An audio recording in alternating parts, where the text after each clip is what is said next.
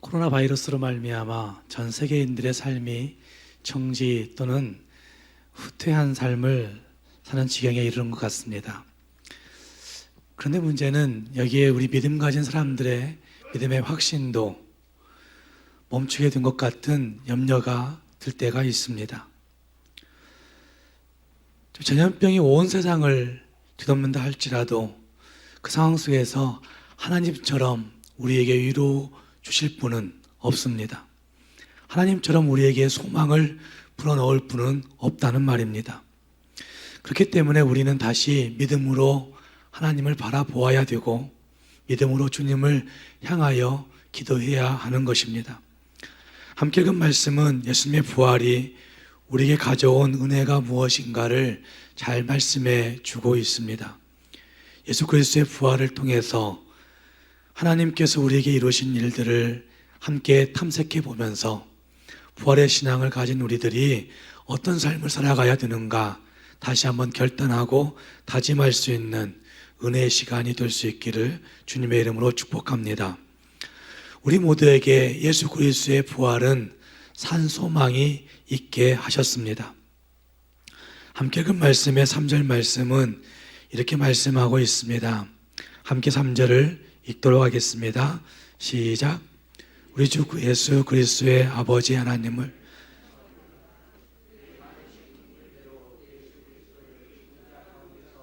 부활하게 하심으로 말미암아 우리를 거듭나게 하사 산 소망이 있게 하시고 라고 말씀하고 있습니다.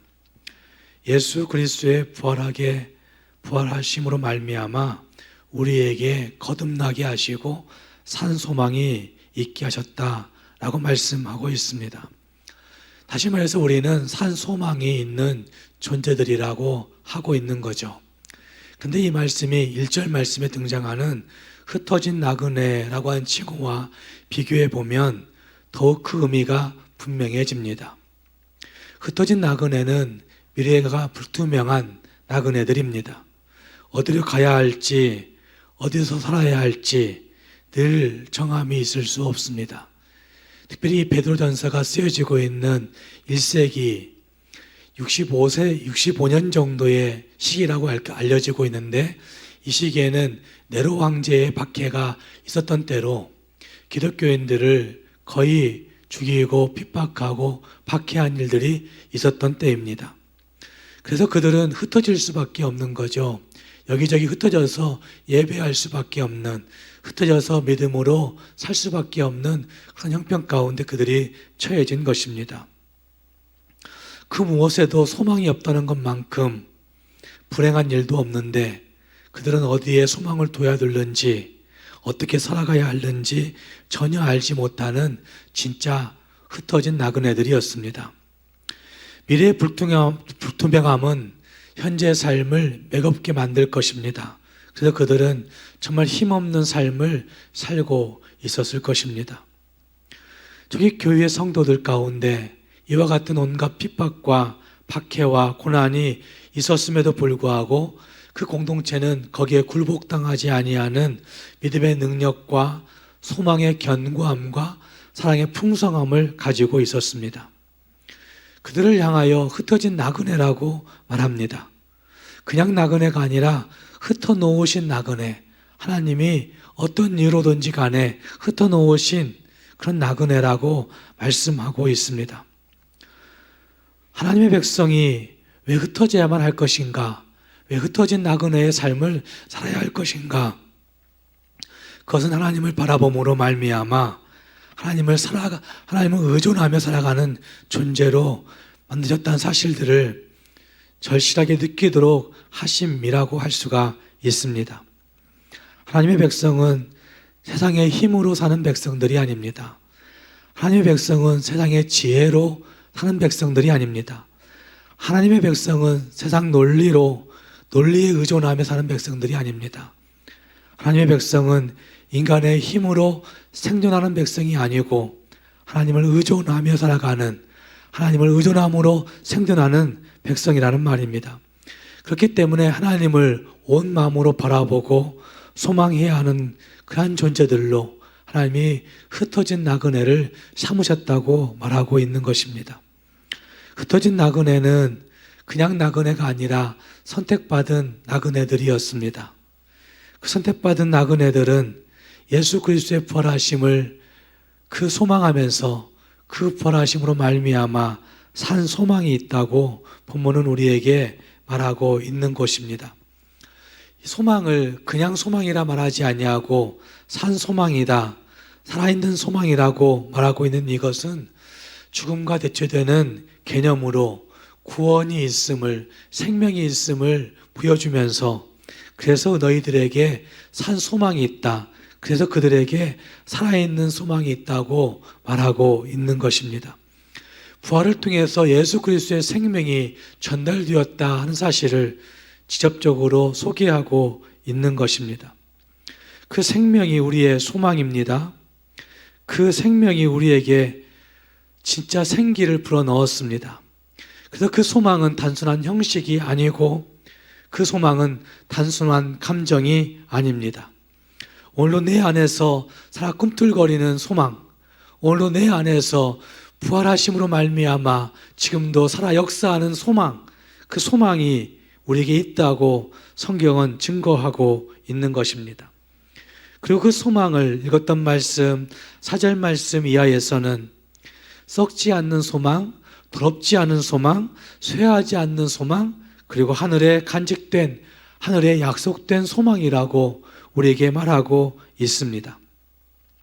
썩지 않는다라고 말씀하고 있는 이것은 죽음과 부패로부터 보호되는 것을 의미합니다. 신자가 가지고 있는 그 소망, 성도들이 가지고 있는 하늘의 그 유업은 사망이나 부패함으로 해치지 못한다는 사실을 썩지 않고 라고 하는 말씀이 부여주고 있습니다. 우리가 가지고 있는 세상의 재산 중에 썩지 않는 것이 있을 수 있습니까? 세상에 우리가 가지고 있는 그 어떤 것들도 썩지 않는 것은 없습니다. 썩지 않는다 할지라도, 혹시 썩지 않는 것이 있다 할지라도 죽음으로부터 보호받을 수 있는 것이 있느냐? 그것은 아무것도 없습니다. 그 어떤 것들도 죽음으로부터 보호받을 수 있는 것은 아무것도 없다는 말입니다. 일단 사망이 찾아오면 다 놓고 가야 되는 것이고, 일단 땅속에 묻히면 모든 것이 다 썩어 없어지는 것들입니다. 그러나 성도들이 가지고 있는 하늘의 소망은, 하늘의 유업은 어떤 것들로도 부패할 수 없는 것입니다. 죽음으로도, 죽음의 형벌이라 할지라도, 죽음의 권세라 할지라도 예수 그리스도 그분의 부활하심으로 말미암아 우리에게 다가온 그 생명은 절대로 썩을 수 없다는 말입니다. 절대로 그 죽음의 형벌이 우리를 가둬놓을 수 없다는 말입니다. 그래서 그 소망이 썩지 않는 것이다, 우리에게 소개하고 있는 것입니다. 또 더럽지 않다고 말씀하고 있습니다. 더럽지 않다는 것은 도덕적 어떤 부정으로부터 보호받는 것을 의미하는 것입니다. 많은 사람들이 자기가 소망한 것을 얻으려고 얼마나 많은 부정과 사기와 거짓을 일삼고 있습니까?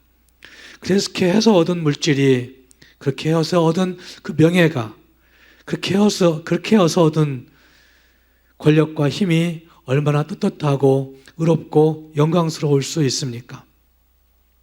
그러나 성도들이 장래받을 유업, 그 소망은 그 어떤 부정과도 관계가 없기 때문에, 그 어떤 부정과도 연결되어 있지 않기 때문에 그 소망은 더럽지 않다고 하나님이 말씀하고 있는 것입니다. 또 한 가지, 쇠하지 않는다라고 말씀하고 있습니다. 쇠하지 않는다란 말씀은 자연과 시간으로도 없어지지 않는 것임을 의미하고 있습니다. 아름다운 꽃도 열흘을 가지 못한다라는 말이 있습니다. 이것은 우리가 너무나 잘 실감하지 않습니까? 교회 화단에 피어진 튤립과 수선화들이 정말 아름답게 그 자태를 뽐내었지만 정말 열흘 못 가서 다 시들어지고 지고 있는 것을 봅니다. 이 세상 모든 것들이 다 시들지만 우리가 소망하는 그 영광의 면류관은 수백 년을 써도 그 빛이 빛을 잃지 않을 것이고, 우리가 가야 하는 그 하늘나라의 황금길은 그 광채를 잃지 않을 것이고, 하나님이 예배해 놓으신 생명수 강변에 뻗쳐진 그 핀꽃들은 처음 보았을 때보다 더 아름다운 빛으로 우리에게 풍부하게 향기를 날릴 것이기에 쇠하지 않는다는 말씀은 하늘 유업을 받는 하늘 영광을 가지고 있는 모두에게 정말 적합한 용어라고 구절이라고 말할 수가 있는 것입니다. 동으로 새긴 것들도 녹이 슬고 부스러질 때가 있고 왕조와 제국들도 붕괴합니다. 그러나 성도가 가지고 있는 하늘의 유업은 녹도 슬지 않고 붕괴하지 않기 때문에 쇠하지 않는다고 성경이 말씀하고 있는 것입니다. 동유럽에 있는 헝가리는 세계에서 집시가 가장 많은 나라 중 하나라고 말합니다. 좋은 언어로 집시라고 말하지만 집시란 말은 나그네란 표현입니다. 좋은 명어로 집시라고 표현해 놓으니까 좀 고급스러운, 좀 낭만이 있는 것 같은 그런 모습을 우리가 생각해 보지만 사실은 그들이 갈 곳이 없어서, 거할 곳이 없어서 거리를 떠돌아 다니는 것입니다. 그래서 누가 먹을 양식 조금 주면 그거 얻어 먹고, 그리고 그냥 바닥에서 그 길거리에서 자고 행하는 사람들, 그들이 집시인 것입니다.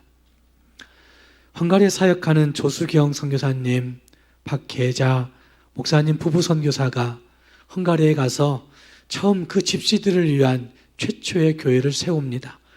헝가리뿐만 아니라 동유럽 지역에서 집시들을 위해서 교회가 세워지는 것은 최초였다고 합니다.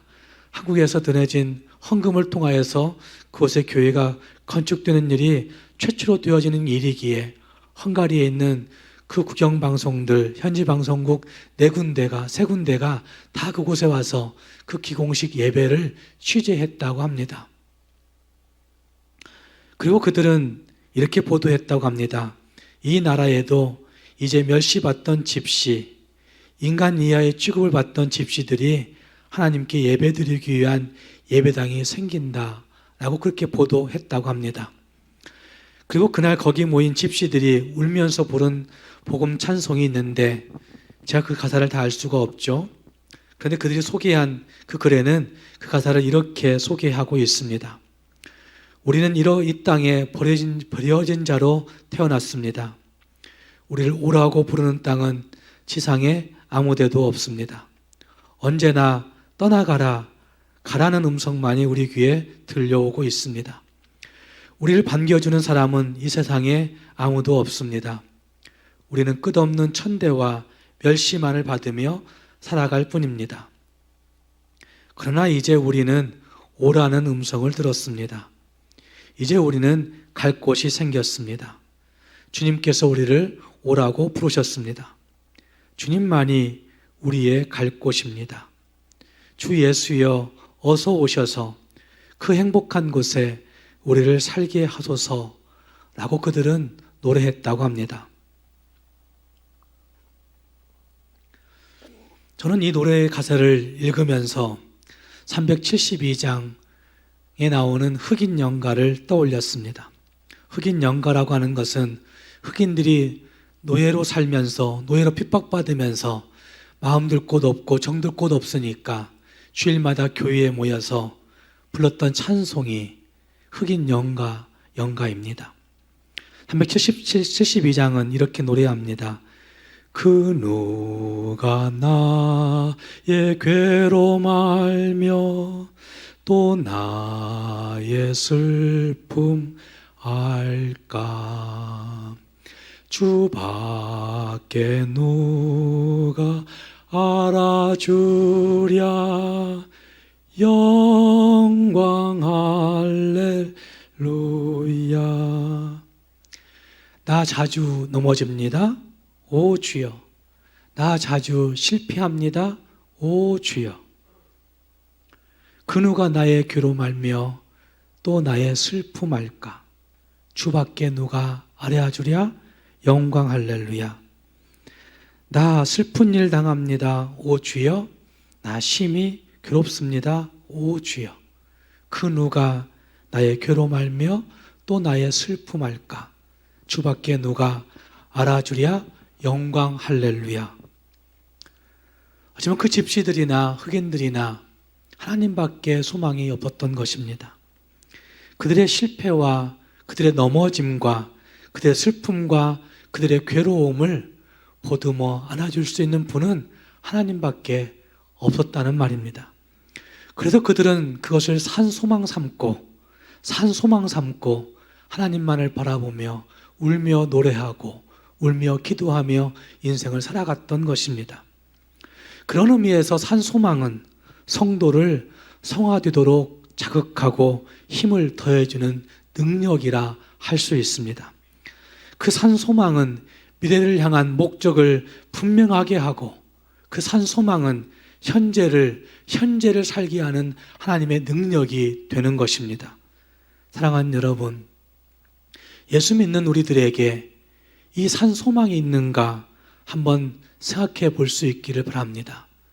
정말 이 부활의 절기를 지키는, 부활을 기념하는 이 절기의 날에 우리 안에 이 소망이 분명한지, 부활하심으로 말미암아 주어진 산소망, 그 어떤 실패와 그 어떤 괴로움과 그 어떤 넘어짐과 그 어떤 상처와 그 어떤 괴로움에도 불구하고 분명히 노래 부를 수 있는, 분명히 확신할 수 있는 산소망이 오늘 나에게 있는지 한번 생각해 보자는 말입니다. 그리고 그 산소망은 하나님의 능력의 보호하심으로 우리의 삶의 현장에서 구체적으로 드러난다고 한 사실을 6절 말씀 이하가 잘 보여주고 있는 것을 볼 수 있습니다.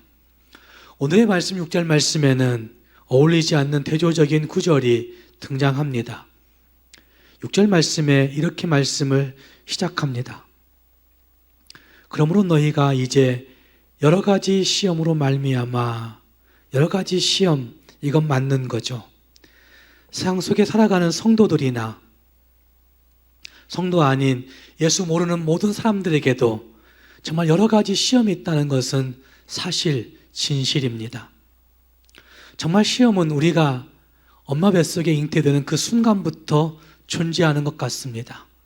특히 요즘은 그 젊은 엄마들이 아이를 갖지 않으려다가 오랜만에 생긴 아이들이 많이 생겨서 뱃속에 아이를 잉태할 때부터 아이가 혹시 유산되지 않을까 큰 염려를 하며 살아갑니다.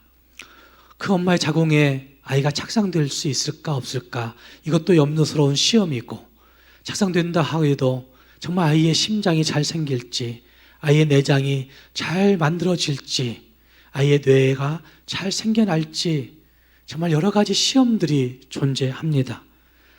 아니, 아이가 엄마 뱃속에 잉태되는 순간부터 시험이 존재하는 것이 아니라, 사실은 결혼하면 그 젊은 부부들 가운데 아이를 가질까 말까에 대한 그 고민에서부터 시험이 시작되는 것을 볼 수 있습니다.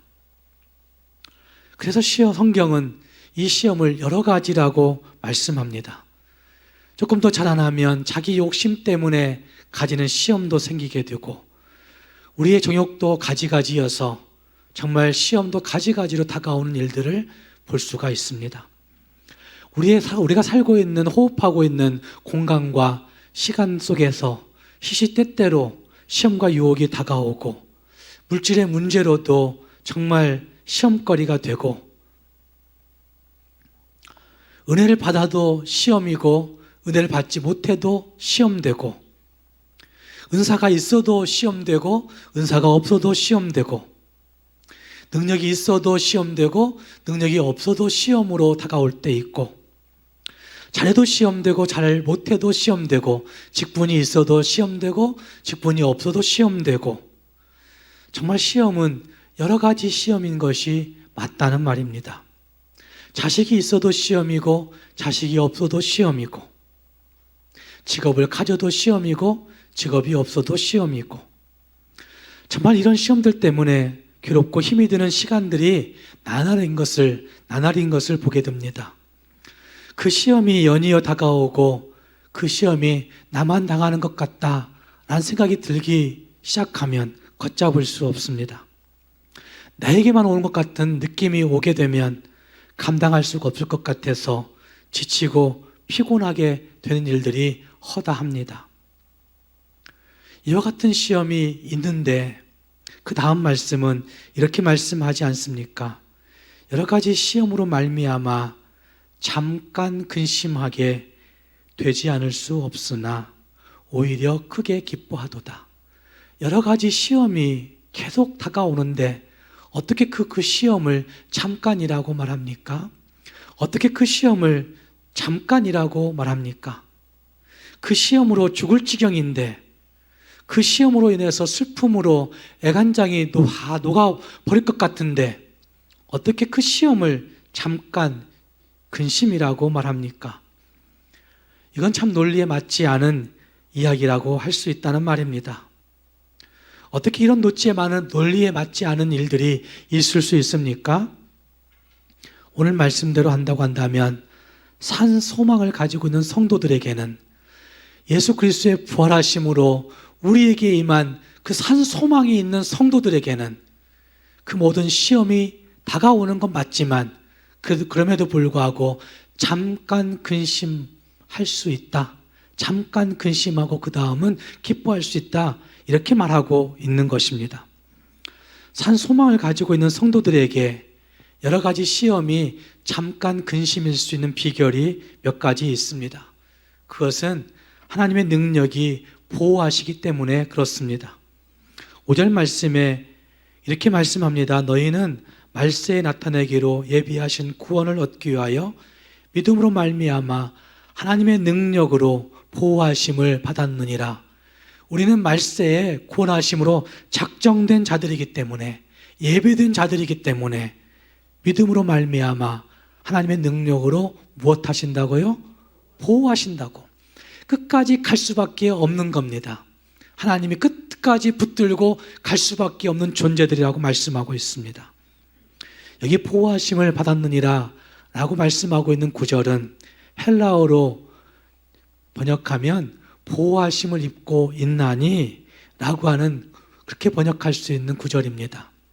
왜냐하면 과거로 끝나는 형태가 아니라 지금도 계속되고 있는 진행형이기 때문에 헬라어로는 진행형이기 때문에 과거에서부터 지금까지 하나님이 지속적으로 보호해 주고 있는 상태를 의미한다는 말입니다.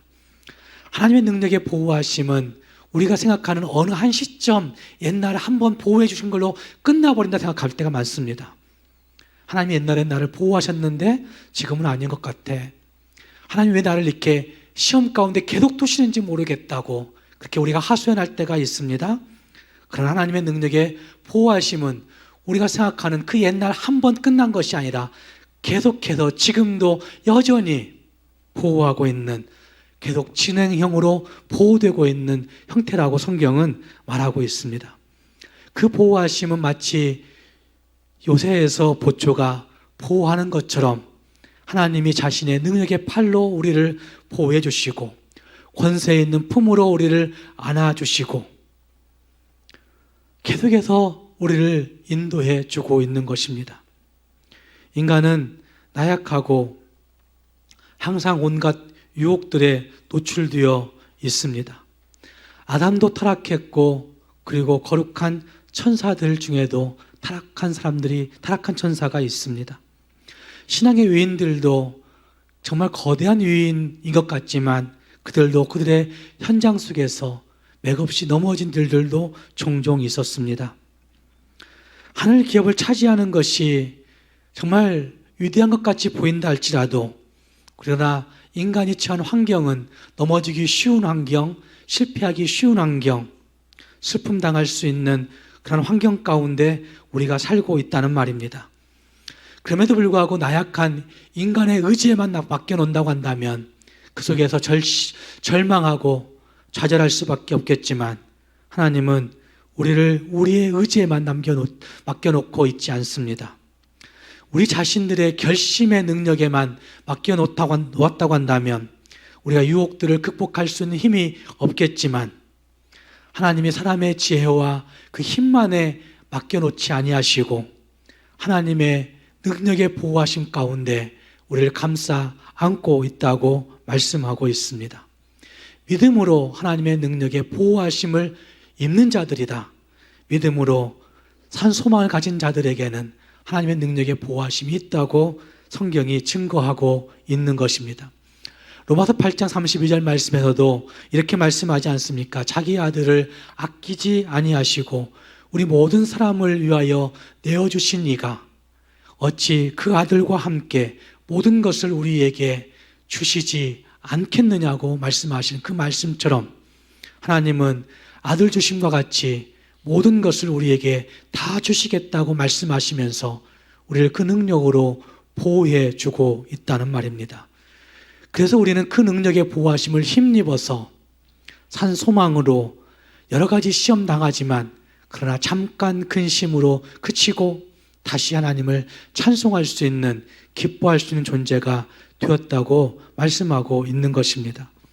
사랑하는 여러분, 하나님의 능력의 보호하심을 정말 확신할 수 있기를 바랍니다. 여러 가지 시험이 우리에게 산같이 매일매일 다가오지만 그러나 그 시험 가운데 좌절에 빠져있지 아니하고 잠깐 근심하게 되지 않을 수 없으나 그러나 정말 크게 기뻐한다고 하는 그 말씀처럼 산 소망을 가지고 하나님의 능력의 보호하심을 체험하며 진짜 기뻐할 수 있는 우리 모두가 될 수 있기를 주님의 이름으로 축복합니다. 또 한 가지, 산 소망으로 여러 가지 시험 속에서 기뻐할 수 있는 이유는 우리에게 진짜 큰 기쁨이 있기 때문에 그렇습니다. 함께 읽은 말씀 6절 말씀이 그런 말씀을 하고 있습니다. 크게 기뻐하는도다, 크게 기뻐하는도다. 또 8절 말씀에도 그 말씀을 이렇게 말합니다. 믿고 말할 수 없는 영광스러운 즐거움으로 기뻐한다고 말씀합니다. 또 9절 말씀에서는 성도들의 기쁨이 믿음의 결국 곧 영혼의 구원을 받았기 때문이라고 그렇게 말씀하고 있습니다. 시련 많은 세상 속에서 참된 기쁨이 어디 있겠습니까? 밖으로 다양한 시련들이 있고 안으로 그것으로 인한 심적인 고통들이 우리를 자꾸 엄습하는데 어떻게 우리에게 진짜 기쁨이 있을 수 있겠습니까? 그러나 그 시련 중에도 진짜 소망이 우리에게 가득 차 있다고 한다면, 그 시련 중에도 진짜 영혼의 구원받았음이 확실히 우리에게 주어져 있다고 한다면 그것으로 말미암아 기뻐할 수 있다고 성경은 증거하고 있는 것입니다. 예수님이 없는 인생은 가득 채워진 것 같지만 그 다음 조금만 생각해 보면 다시 순간 금방 공허해지는 것을 경험한다고 합니다. 실제로 물질로 많이 채워보아도 허전한 것을 막을 길이 없어서 금방 그 공황장애에 빠지기도 하고 금방 우울증에 빠져서 어떻게 죽을까 고민한 사람들도 보았습니다. 돈 많이 벌어가지고 건물도 많이 가지고 있지만 그러나 그 돈 많이 가진 것이 아무 의미 없어서 우울증에 빠지니까 밤새도록 조대병원 그 격리병동에 입원해가지고도 계속해서 어떻게 죽을까 밤새도록 고민하는 사람 보았습니다. 그 안에 예수님이 없기 때문에 교회는 다니지만 예수님이 없는 인생이기에 그 많은 것들로 채워도 허전한 것을 채울 길이 없다는 말입니다. 어쩌면 명예로 채워도 금방 그 큰 명예가 더 높은 명예를 꿈꾸기 때문에 그 명예가 아무 의미가 없는 것입니다.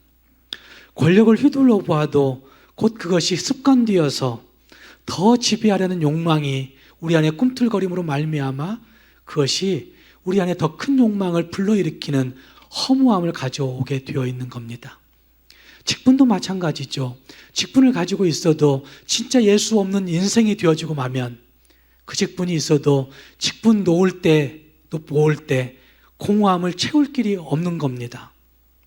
그래서 다른 길을 찾는 거죠. 예수님 없는 인생이 이와 같다는 것입니다.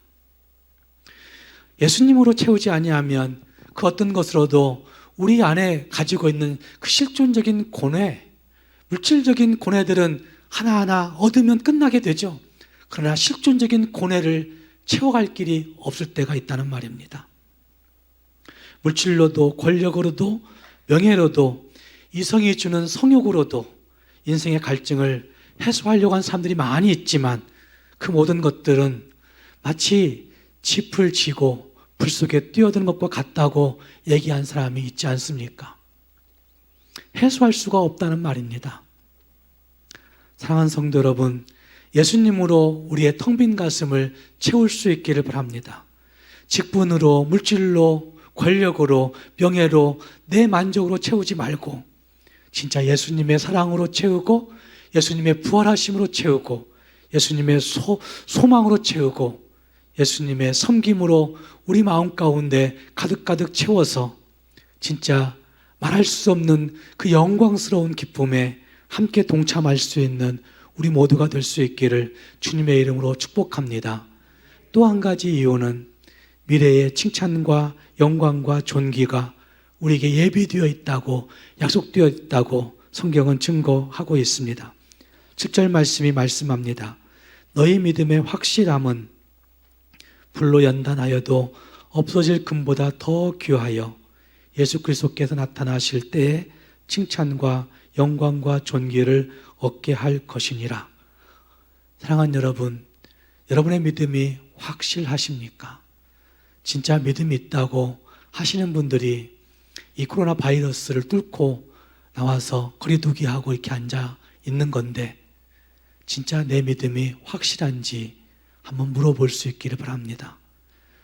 그 믿음의 확실함은 읽었던 말씀대로 한다면 불로 연단하여도 없어지지 않을 금보다, 불로 연단하여도 없어질 금보다 더 귀한 거라고 말씀하고 있습니다. 용광로에 넣어지면 그 쇠붙이들이 빨갛게 달아오르는데 그것이 맑은 투명한 상태까지 간다고 합니다. 수천 도의 불을 높이면 투명한 상태에 되어지면 다시 꺼내서 그것을 두들겨서 다시 더 좋은 것으로 만들어 가는 거죠. 그래서 동양의 재련공들은 그 금속에, 그 용광로에 넣어진 그 금속에 자기 얼굴이 비춰질 때까지 그 용광로에서 그 금속을 끄집어내지 않는다고 합니다. 우리 주님도 우리를 이렇게 연단하시는 것 같이 보입니다. 주님의 영광과 아름다움을 비춰낼 때까지, 우리의 모습에서 주님의 영광과 아름다움이 보일 때까지 우리를 그 불 속에 집어넣어서 연단하실 수도 있다는 말입니다. 그 고통의 영광로에, 그 상실의 영광로에, 그 슬픔의 영광로에, 그 상처받음의 영광로에, 그 두려움의 영광로에 우리를 집어넣으셔서 주님의 영광과 주님의 존귀하심이 비춰질 때까지 우리를 끄집어내지 않을 수도 있다는 말입니다.